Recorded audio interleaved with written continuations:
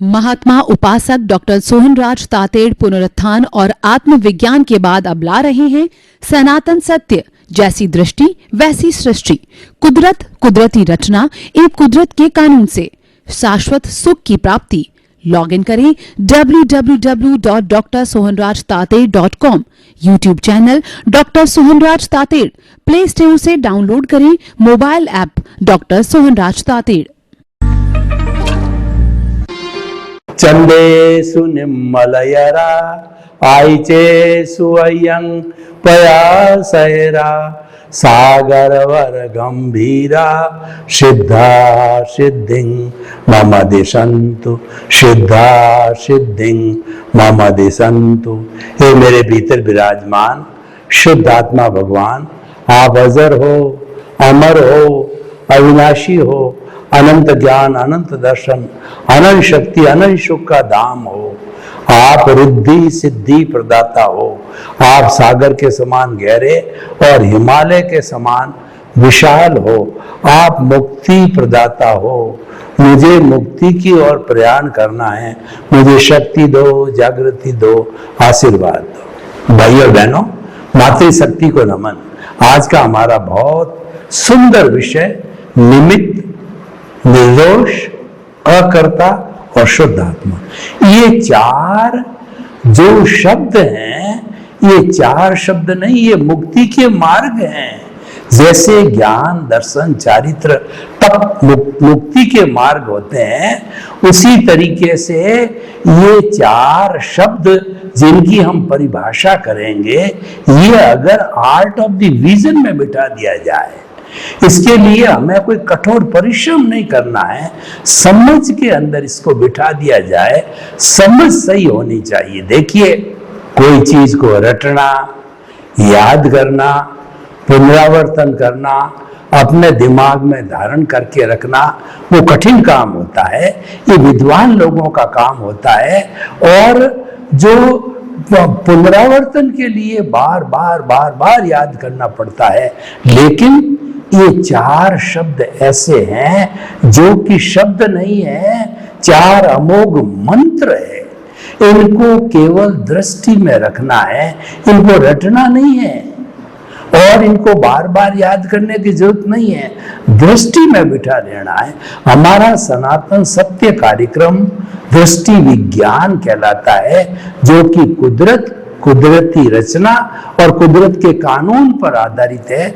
और हम सृष्टि नहीं बदलते, हम दृष्टि बदलते हैं। सृष्टि बदलने का अर्थ क्या है कि मन वचन काया को शुद्ध करो, मन वचन काया की शुभ प्रवृत्ति करो और इतना त्याग करो, इतनी तपस्या करो। भारी भरकम जो है वह शुद्धिकरण की प्रक्रिया है। लेकिन हमारे आर्ट ऑफ द विजन में कुछ नहीं, ये चार चीजें समझ में बिठानी है।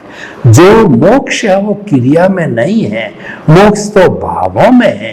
इन चार शब्दों को भावों में बिठा दो। जैसे कि मेरा नाम सोहन राज है, मैं कभी मेरा नाम भूलता नहीं हूं, मुझे बार बार याद करने की जरूरत नहीं होती है, क्योंकि ये मेरे अस्थि मज्जा में चला गया, ये मेरे अवचेतन मन में चला गया, ये मेरे तेजस शरीर में चला गया, ये मेरे सबकॉन्शियस माइंड में चला गया। तो सबकॉन्शियस माइंड में बिठाने का मतलब है art of the vision. Art of the vision का संबंध सबकॉन्शियस माइंड, तेजस शरीर, अवचेतन मन, सूक्ष्म शरीर से है। लेकिन सामान्य व्यक्ति है, वो इतनी गहरी बात नहीं समझ सकता। तो हम सीधी सी बात कहते हैं, यह बात आपकी समझ में फिट कर दो, आपकी सोच में, समझ में, विचारों के अंदर कुछ भी कहिए उसके अंदर फिट कर दो। और जब आप फिट कर दोगे तो थोड़े समय याद रखोगे, तो फिर भीतर है वो टेप की तरह ऑटोमेटिक चलती रहेगी, वो प्रतिक्षण चलती रहेगी, जन्म जन्मांतर में चलती रहेगी। बस उसको अनकॉन्शियस माइंड में बिठाना है। और जब ये माइंड में बिठाई जाएगी तो हमारा सम्यक ज्ञान, सम्यक दर्शन है, उसका डेवलपमेंट हो जाएगा। और वो डेवलपमेंट कैरी फॉरवर्ड होता है क्योंकि हमारी आत्मा ज्ञान दर्शन वाली है। कौन सा ज्ञान दर्शन? सम्यक ज्ञान, सम्यक दर्शन। आत्मा जब इस शरीर को छोड़ के दूसरे शरीर में जाती है तो कुछ भी साथ लेके नहीं जाती है। ये बात अलग है कि कार्बन शरीर तो साथ ही लगा रहता है और अंतराल गति के अंदर कार्बन शरीर वो तो वेयर हाउस है और वो अचेतन मन है, और आत्मा तो विशुद्ध फॉर्म में अक्रिया, वो कुछ नहीं करती। एक तरफ अक्रिया है और एक तरफ वेयर हाउस है, तो दोनों हिलने डुलने वाले नहीं है। तो इनको धक्का देने वाला होता है वह तेजस शरीर होता है जिसकी मैं बात कर रहा हूं। तेजस शरीर सारा निर्माण का काम करता है। तेजस्वी रूपांतरण का कार्य करता है। तेजस शरीर कहिए, अवचेतन मन कहिए, सबकॉन्शियस माइंड कहिए, सूक्ष्म शरीर कहिए, ये सारा एग्जीक्यूशन वर्क करता है। और वो एग्जीक्यूशन वर्क किससे होता है? एक तो हमारी आत्मा की हाजिरी चाहिए, उसके बिना तो ये बॉडी डेड हो जाती है, तो वो हमारी मूल आत्मा हाजिरी देती है।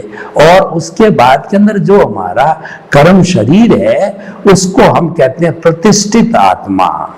तो प्रतिष्ठित आत्मा सारा पुरुषार्थ करती है और वह करके जब हमारे जो तेजस शरीर है उसके अंदर रूपांतरण हो जाता, फिट बैठ जाता है, तो फिर जन्म जन्मांतर तक वह ज्ञान दर्शन का डेवलपमेंट चलता रहता है। तो भाइयों बहनों, अब आप देखिए हम इनकी परिभाषा करते हैं। पहले, सबसे पहले अकर्ता। देखिए हमारे जो इस संसार में भटकाने वाला 8 कर्मों में से सबसे पावरफुल कर्म है वो मोहनीय कर्म है।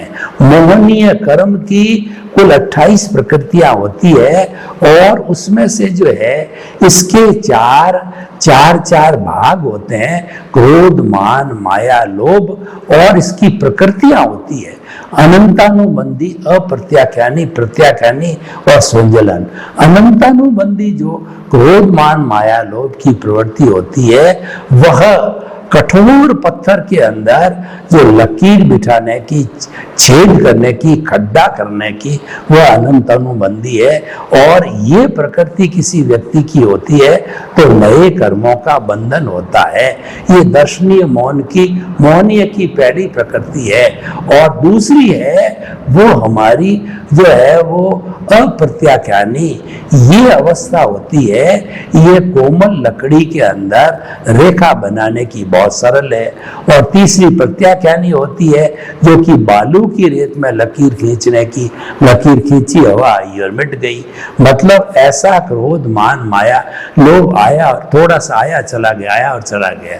और एक होता है संजलन, जो पानी के ऊपर लकीर खींचने के समान, यानी क्रोध का आभास होता है।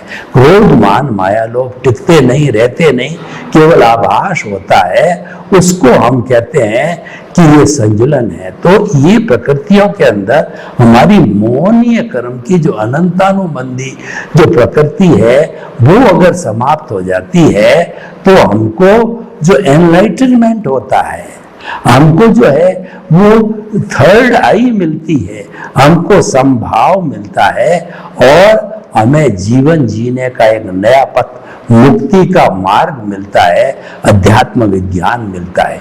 वो कैसे मिलता है? अकर्ता भाव से। जब कोई ज्ञानी पुरुष या जो है कहना चाहिए सदगुरु जब हमको कृपा करके और एनलाइटनमेंट देता है तब वो हमारे से एक चीज समर्पण मांगता है। क्या मांगता है?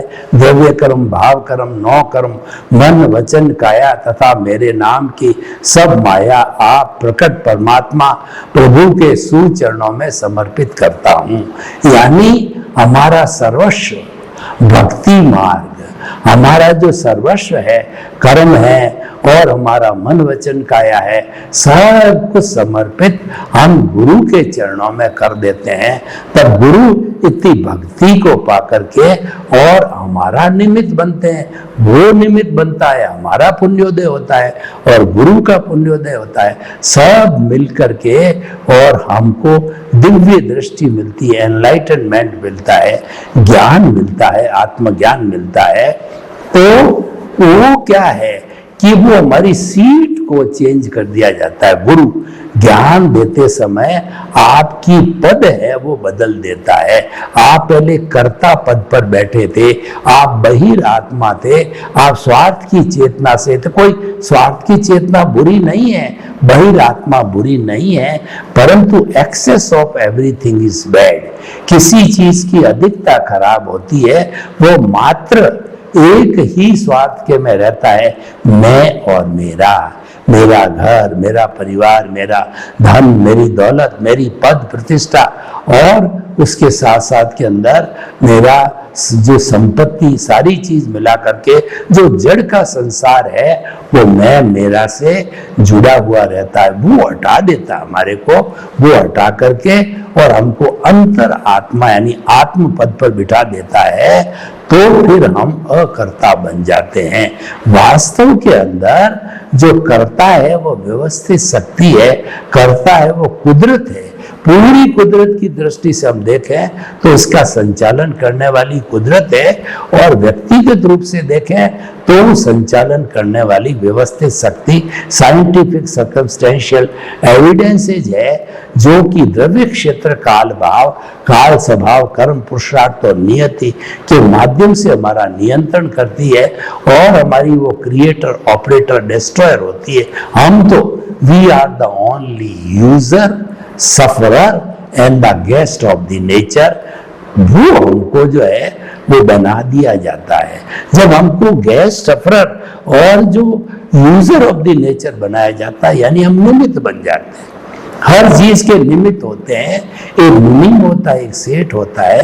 तो मुनि होता बेचारा निमित्त होता है, वह तो सेठ जो जो काम बताता है वो कर देता है। नफा नुकसान होता है वो सारा सेठ का होता है, वो उसकी जिम्मेवारी सेठ की है। मुनि तो उसके कहे अनुसार उसके निर्देशों की पालना करने वाला होता है, काम करने वाला होता है। तो हम निमित्त बन जाते हैं। हमारी कोई रिस्पॉन्सिबिलिटी है मन वचन काया, और मन वचन काया और उससे जुड़ी हुई हर अवस्था मात्र कुदरती रचना बन जाती है। यानी कि कुदरती चलाने वाला, कुदरती पोषण करने वाला, कुदरती जन्म देने वाला और सब कुछ कुदरत में ही विलीन होता है। उसकी मालिक कुदरत हो जाती है, हम तो निमित्त बन जाते हैं। ये क्यों बनते हैं कि हम अकर्ता होते हैं। और कुदरत तो ये कहती है एक समस्त 84 लाख जीवा योनि के समस्त प्राणियों को जो है मैं ही जन्म देती हूँ, मैं ही भरण पोषण करती हूँ।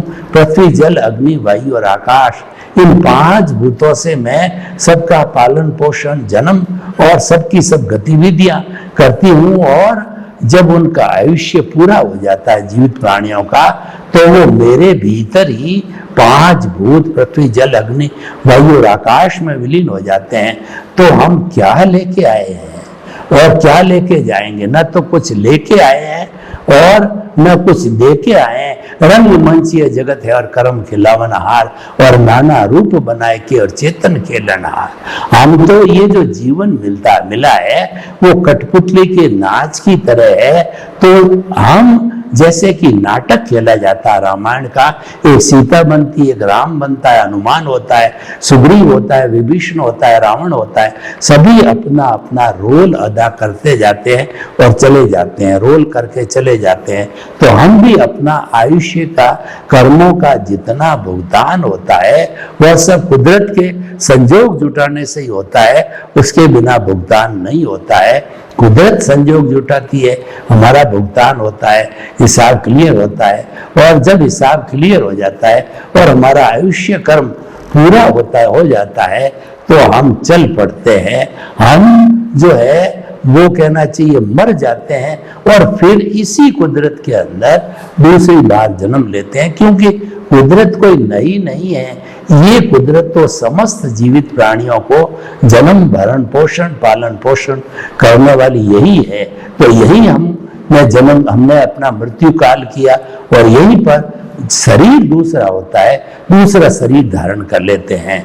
तो इस तरीके से ये सारा जो है अकर्ता की बात, निमित्त और अकर्ता दोनों इसमें आ गए। इसके अंदर व्यक्ति को न भीख होती है, न भय होता है, न ब्लेम होता है, न क्लेम होता है, न ऑनरशिप होती है, न डूअरशिप होती है। मात्र निमित्त यानी वह उस चीज को करने वाला एक, उसमें से जो है व्यक्ति संजोग है। सारे संजोग मिलकर के काम करते हैं तो वह भी एक संजोग हो जाता है। द्रव्य क्षेत्र काल दास भाव में से एक संजोग हो जाता है। तो संजोग का बनना, निमित्त का बनना, वो अकर्ता पद को प्राप्त करना, वह मुक्ति का मार्ग है। तो निमित्त और अकर्ता की हमने बात की। निर्दोष, देखिए संसार के अंदर जितने भी प्राणी हैं वह अपने कर्मों के अनुरूप जीते हैं। उनको पनिशमेंट अवार्ड मिलता है अपने कर्मों के अनुसार होता है। और देता कौन है? वो देने वाली जो है कुदरत है। और वो कैसे देती है? वो द्रव्य क्षेत्र काल भाव जो है इनके अधीन वो देती है। और वो सारा अपना व्यक्ति देता तो हमारा उसमें क्या, हमारा क्या रोल है? हमारा कोई रोल नहीं है। हम भी जो है अपने कर्मों के अनुसार जन्म लेते हैं, कर्म भुगतते हैं और जब कर्म पूरे हो जाते हैं, आयुष्य संपन्न हो जाता है तो एक दिन चल पड़ते हैं। ये सभी का एक सा ही हिसाब होता है। तो इसीलिए जो है ये हमारा जो हम निर्दोष होते हैं, कोई व्यक्ति का दोष नहीं होता है। पूरी कुदरत जो है वो वीतराग है। कुदरत की कोई जो है कमी नहीं, कोई जिम्मेवारी नहीं। कमी कहाँ होती है कि हमारे जो बनाए हुए अर्न्ड कर्म हैं, जिनको की भाव कर्म पिछले जन्म में डाले थे, इस जन्म में द्रव्य कर्म बन जाते हैं, वही रिस्पॉन्सिबल होते हैं हमारे किसी जो है कोई भी एक्टिविटी के। न तो उसके बाहर कुछ रहता है और न कुछ उसके जो है शेष में रहता है। सब कुछ कर्म करवाते हैं। कोई जीता है तो अपने कर्मों के अधीन, कोई भुगतता है तो कर्मों के अधीन। इसलिए कहा गया है जीव जीवे तो दया नहीं, मरे तो हिंसा मत जान, मारण वाले ने हिंसक कहियो, नहीं मारे ते दया गुण खान। यानी कोई भी जीव जीता है तो वो हमारी क्या दया होगी? वो तो अपने कर्मों के अधीन जी रहा है। मरे तो हिंसा मत जाए। आयुष्य किसी का पूरा हो गया और मर रहा है तो हत्या हमारे पे थोड़ी आती है। मारने वाले ने हिंसक कहो। अगर हम चींटी को पांव से कुचल देते हैं या जो है मच्छर वगैरह है उसके ऊपर जो ऐसा पाउडर छिड़क देते हैं, वो बेचारे मर जाते हैं। और किसी व्यक्ति को चाकू का भौंकना, किसी व्यक्ति का मर्डर करना, तो जो व्यक्ति किसी व्यक्ति को मारता है और वह हिंसा करता है, वह मारने वाले ने हिंसक कहिए, उसको हिंसक कहा गया है। और आप देखो कि मुझे तो दया गुण का पालन करना है तो नहीं मारे ते दया गुण खान। इस सृष्टि में जितने भी छोटे बड़े जीव है, स्थावर जीव होते हैं, पृथ्वी काय, अप काय, तेजस काय, वायु काय, वनस्पति काय और त्रश काय। त्रश काय तो बड़े होते हैं, 2 इंद्रिय, त्रिइंद्रिय, चतुरिंद्रिय, पंचेंद्रिय वाले होते हैं। लेकिन उसके नीचे जितने भी जीवों की मैंने बात करी वो अति सूक्ष्म होते हैं। तो उन सूक्ष्म जीवों की भी हमें रक्षा करनी चाहिए। उनकी जो है हमें हिंसा नहीं करनी चाहिए। और शरीर है हमारे, हम गृहस्थी है, परिवार है, वो बात अलग है। तो हम पूर्ण हिंसा से साधु की तरह नहीं बच सकते हैं, पर हिंसा का परिमाण करना चाहिए, लिमिट करनी चाहिए, उसकी मर्यादा करना गृहस्थी के लिए जरूरी। इसलिए गृहस्थी होता है वो अनुव्रती होता है और साधु होता है वो महाव्रती होता है। तो भाई और बहनों, निमित्त, निर्दोष, अकर्ता, और हमें जब कोई निर्दोष होता ही नहीं सृष्टि के अंदर, तो हम हाथ, और दूसरा हम किसी को जन्म नहीं दे सकते, किसी को मार नहीं सकते, क्योंकि वो तो कुदरत के अधीन है। आप चाहो कि मैं किसी भी प्राणी को मार दूं, आपके हाथ में नहीं है। दुनिया के अंदर ऐसा कोई भी ताकतवर जीव नहीं है जो कि आपका बुरा कर सके या भला कर सके, आपको मार सके। मारने वाले, भला बुरा करने वाले आपके पुण्य पाप कर्म हैं। तो इसीलिए सब कुछ आपके कर्मों से होता है। तो आप जो है किसी को मारने की बात होती नहीं है। तो हमारा क्या फर्ज बनता है कि हर जीवित प्राणी के भीतर जो विराजमान शुद्ध आत्मा भगवान को निर्दोष दृष्टि से दर्शन कर उनको नमन करता हूँ। यानी जब कभी हम ट्रेन में होते हैं, बस में होते हैं, या 4 व्हीलर 2 व्हीलर पे होते हैं, तो हमारे सामने बहुत से जीवित प्राणियों की एक श्रृंखला होती है।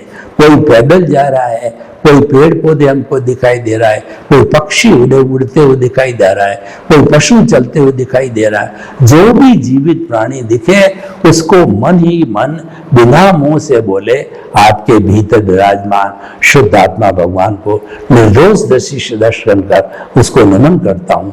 ये बात व्यवहार जगत के अंदर सामान्य व्यक्ति नहीं समझ पाएगा। जो गहरा ज्ञानी होगा वो इस बात को समझ पाएगा। तो आप तो शुद्ध आत्मा शुद्ध आत्मा शुद्ध आत्मा उनको देखते रहिए, कहते रहिए, बोलते रहिए, उनसे क्षमा याचना करते रहिए। कभी उनसे काम पड़ा हो आपके ध्यान में नहीं हो, प्रत्यक्ष अप्रत्यक्ष रूप से, तो आलोचना प्रतिक्रमण प्रत्याख्यान शुद्धिकरण की प्रक्रिया को लागू रखो, ताकि हमारे इस जन्म के अंदर जो भी हमने कर्म बांधे हैं उसमें करेक्शन दिया जा सकते। पूर्व जन्म का करेक्शन हम नहीं दे सकते हैं, क्योंकि पूर्व जन्म में करने वाला कर्म चार्ज वाला और था, डिस्चार्ज करने वाला तो आज मैं ही हूं या आप हैं, लेकिन चार्ज करने वाला दूसरा था। वो ही जो है करेक्शन दे सकता था, डिस्चार्ज करने वाला करेक्शन नहीं दे सकता है। वो तो एज इट इज भुगतान होता है, और दोनों परिस्थितियों के अंदर आत्मा की हाजिरी रहती है। और तीनों टाइम में, भूत भविष्य वर्तमान में जो कोई शरीर होता है वो सारा आत्मा की हाजिरी से बनता है। आत्मा को सब चीज की पता रहती है, चाहे भूत का हो, भविष्य का हो, वर्तमान का हो। वो तो जो है अजर अमर अविनाशी है, सच्चिदानंद है। तो उसकी हाजिरी से सारा काम होता है। भुगतने वाला दूसरा, करने वाला दूसरा। इसलिए भुगतने वाले को तो मालूम नहीं है कि मैंने तो कोई पाप किए नहीं है, मैं ये जो है पापकारी प्रवृत्ति और कर्म क्यों भुगत रहा हूं। परंतु आपको पता नहीं, क्योंकि पीछे वाला कर गया, और वही कुदरत ने जो है वही कर्मों का जो है वो कहना चाहिए कि भाव कर्म में, द्रव्य कर्म में आपके खाते में आए, वो करने वाला कोई दूसरा था। तो भाइयों बहनों, ये सारा निमित्त निर्दोष अकर्ता और शुद्ध आत्मा की बात हो गई। ये हम कोई भी हमारा विजन हो, तो हम कोई भी काम करें तो सबसे पहले उसको मन वचन काया की प्रवृत्ति हो रही है, उसको कुदरती रचना मानना। कुदरती रचना का अर्थ मतलब कुदरत की जो अवस्था बदलती है वो कुदरती रचना कहलाती है। तो हमारे सामने जन्म से मृत्यु तक जो भी प्रकट होता है, हमको सुख मिलता है, दुख मिलता है, हमको सेवा मिलती है, हमको प्रताड़ना मिलती है, हमको कोई मारता है, कोई हमको गले लगता है, लगाता है, और जो कोई हमारे साथ अच्छा व्यवहार करता है, कोई बुरा व्यवहार करता है, सारी इसको कुदरती रचना मानते रहो और चरे वेती आगे से आगे चलते रहो। जब आप कुदरती रचना मानते लगोगे तो ये सबसे बड़ा तप है, इसको सम्यक तप कहा जाता है। और जब आपने निमित्त निर्दोष अकर्ता और शुद्ध आत्मा और अनंतानुबंध की जो है हमारी जो कहना चाहिए कि वो भस्मीभूत हुआ, इन सब चीजों से हमारे को क्या मिला? इन सब चीजों से हमको सम्यक ज्ञान, सम्यक दर्शन, सम्यक तप और आगे सम्यक चारित्र मिलने वाला है। सम्यक चारित्र का मतलब हमारा जो प्रभु है, भगवान है, ईश्वर है, जिसकी हम आराधना कर रहे हैं, जिसको हम आजाद करने की कोशिश कर रहे हैं, जिसकी ताकत से हम बोलते हैं, जिसकी ताकत से खाते हैं, पीते हैं, और मन वचन काया की बैटरी, मन वचन काया के सब काम करते हैं। उस परम पिता परमेश्वर प्रभु मेरा भगवान जो भीतर बैठा है, तो सारा उसकी साक्षी से होता है, और वह सब कुछ अपने अपने आप बात करो तो हर चीज आगे की पीछे की वह बता देता है। तो जाति स्मरण जो ज्ञान होता है, और देखिए जो आत्मा से जुड़े हुए ज्ञान, अवधि मन प्रयोग केवल ज्ञान है, ये सारे इस बात की ओर इंगित करते हैं कि जो प्रभु है वह वास्तव के अंदर जो है वह अनंत ज्ञान, अनंत दर्शन, अनंत शक्ति, अनंत सुख का धाम है। उससे बात करना सीखो, उसको रिझाना सीखो, उसको पालन करना सीखो। हम जो है जो संसार के लोगों से मांगते वो स्वयं से भिखारी है, वो तो आगे मांगने वाले ही हैं। आप तो उस परम पिता परमेश्वर, हमारा भीतर शुद्ध आत्मा भगवान है, वो उससे मांगो, उसके पास खजाना भरा पड़ा है और वही आपको दे सकता है। तो उससे हमको ज्ञान दर्शन का शुद्धिकरण करने का, ज्ञान दर्शन के डेवलपमेंट की बात है। यह चिंतन मांगना और ये चिंतन करते रहना चाहिए, ताकि इस जन्म में हम बड़े अच्छे रिच बन करके और अगले जन्म के अंदर हमारा बहुत वेल जो है, पुष्ट है, वो हम सम्यक ज्ञान, सम्यक दर्शन को साथ में ले जाए। और हमारा तप तो चल रहा है, क्योंकि हमने कुदरती रचना माना है। तो हम जितना जितना कुदरती रचना मानते रहेंगे, हमारा तप जो है वह और जो है मजबूत होता रहेगा। और जब सम्यक ज्ञान, सम्यक दर्शन, सम्यक चारित्र हमको मिल जाएगा, यानी हमारा अनुभव 360 डिग्री पर चला जाएगा, तो हमारे को आत्मा का स्पष्ट वेदन होने लग जाएगा, यानी केवल दर्शन होगा। और उस केवल दर्शन के बाद नेक्स्ट बर्थ के अंदर परिणाम स्वरूप में केवल ज्ञान की प्राप्ति होगी, और वह हमारा संपूर्ण ज्ञान है। वो प्राप्त होने के बाद में कुछ भी प्राप्त करना शेष नहीं है। केवल ज्ञान का मतलब 100% अनुभव। जब हमारा आत्मा का अनुभव, जिसको हम सत्य कहते हैं, जिसको हम जो है विज्ञान कहते हैं, वो हमारी आत्मा की प्रॉपर्टी है। सर्वे भवन्तु सुखिनः, सर्वे सन्तु निरामया।